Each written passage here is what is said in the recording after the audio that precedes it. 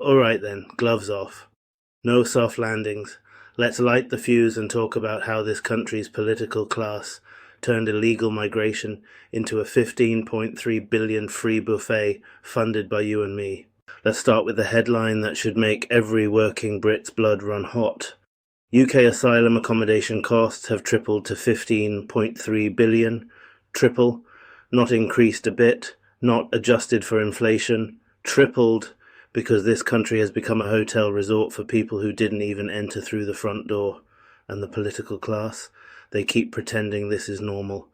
Imagine you're struggling to pay rent, watching your council tax climb higher than a landlord's ego, and meanwhile thousands of illegal arrivals are being chauffeured into 3-star, 4-star, sometimes even better hotel rooms on your dime.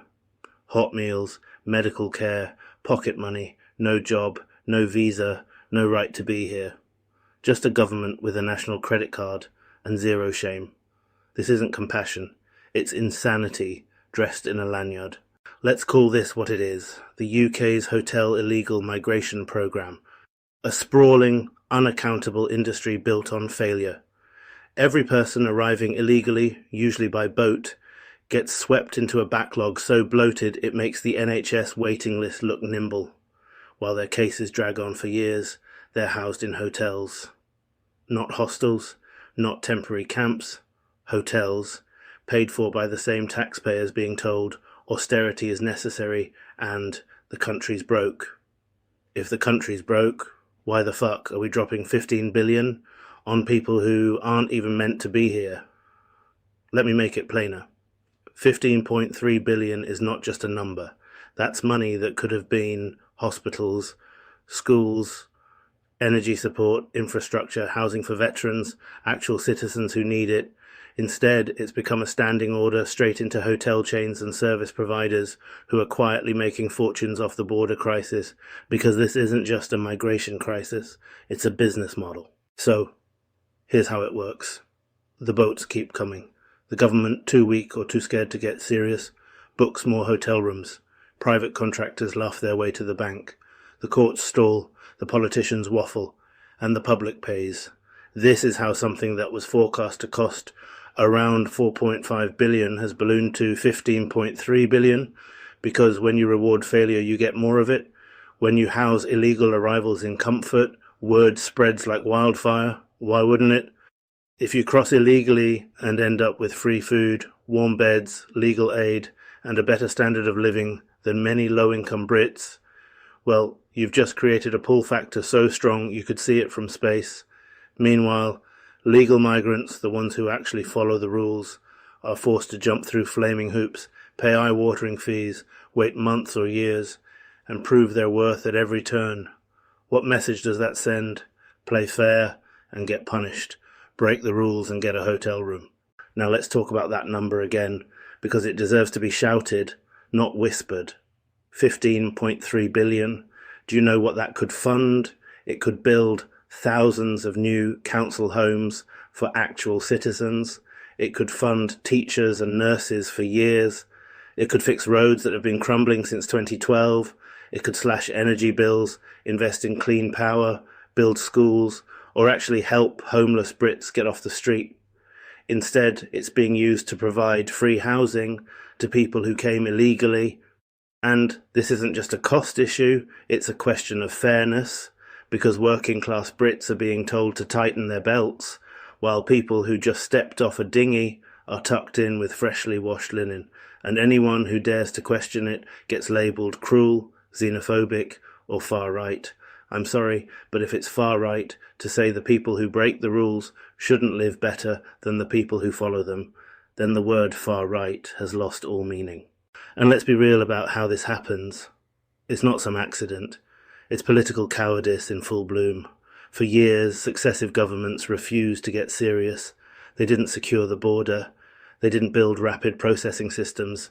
They didn't detain or deport efficiently. They didn't create disincentives to cross illegally. Instead, they handed the job to private contractors and called it a day. And those contractors, oh, they're having a field day, because for them, every illegal migrant is a walking invoice. They don't care about sovereignty. They care about contracts The longer the backlog, the longer the payday. And politicians, they love it too, because it lets them pose for photo ops at Dover while pretending they're cracking down. They're not cracking down, they're signing checks. Let's also kill a myth right here. Most of these people are not refugees fleeing immediate danger. Many come from safe third countries. They bypass legal routes and throw themselves onto small boats because the UK has made itself a soft landing pad. If you were trafficked into a system where the worst consequence is free hotel accommodation and legal aid, what exactly is the deterrent? Exactly, there isn't one.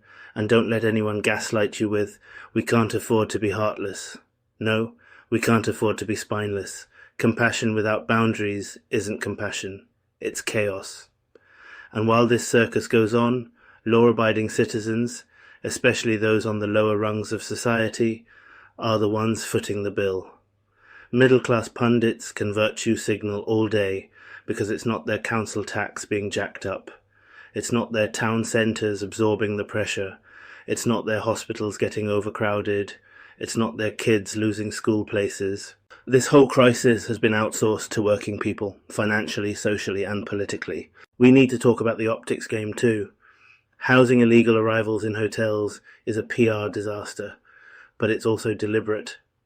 When people see crowds outside hotels, tempers flare, division grows.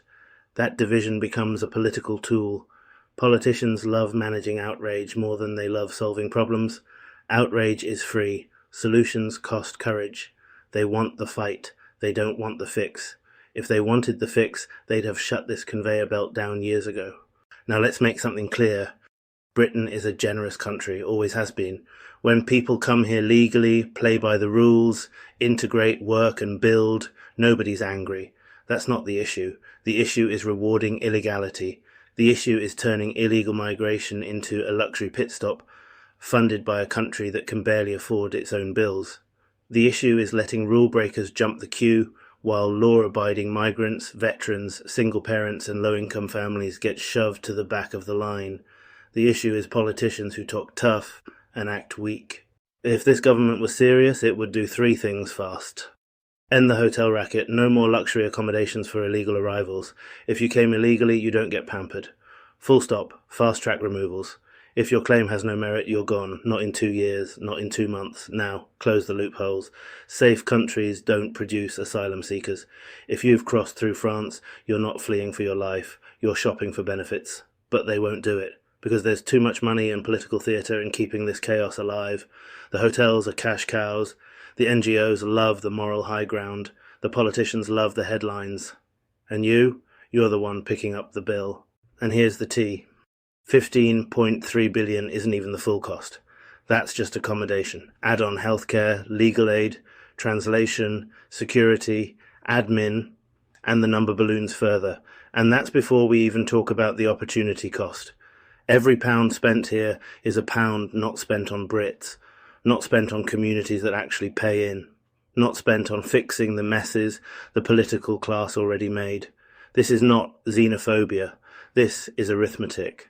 And don't you dare let them guilt trip you with empty slogans. We're a kind country. This is who we are. No, you don't prove kindness by rewarding rule breaking. You don't protect refugees by making illegal crossings the easy option. You don't show strength by bankrupting your own people to virtue signal on the world stage. True compassion is firm. It has borders. It has rules. It doesn't apologize for existing. It's time to stop dressing cowardice as kindness. It's time to stop letting hotels become immigration offices. It's time to stop letting our taxes fund chaos. It's time to stop pretending that the law doesn't matter. We are a nation, a sovereign nation. And that means something, or at least it used to. And if politicians won't defend that, then they don't deserve to lead it. This isn't complicated. You secure the border, you fast-track decisions, you deport swiftly, you close the hotel racket, you reward legal migration, not illegal opportunism. If they can't do that, they're not leaders, they're hosts at a very expensive hotel, running up a tab the rest of us didn't consent to. So next time some soft-spoken politician with a weak jawline tells you, we need to be compassionate, remember, They're not the ones paying for this circus. You are. This 15.3 billion isn't charity, it's theft. From taxpayers, from struggling families, from legal migrants, from everyone who plays by the rules. Illegal migration isn't just a border issue. It's a fairness issue, a cost of living issue, a national sovereignty issue, and Britain's political class has been failing on every front. We don't need more promises. We need enforcement. We don't need slogans. We need borders. We don't need compassion. We need backbone, because right now the UK isn't a nation standing tall. It's a hotel with the doors wide open and the bill is sitting on your lap. Not right, not left, just real. Moral High Ground, the new scented candle from Nubian Narrator Labs. Introducing Moral High Ground, the luxury candle that smells like superiority and burns for exactly as long as your selective outrage. Notes of cedarwood, smugness, and freshly deleted tweets.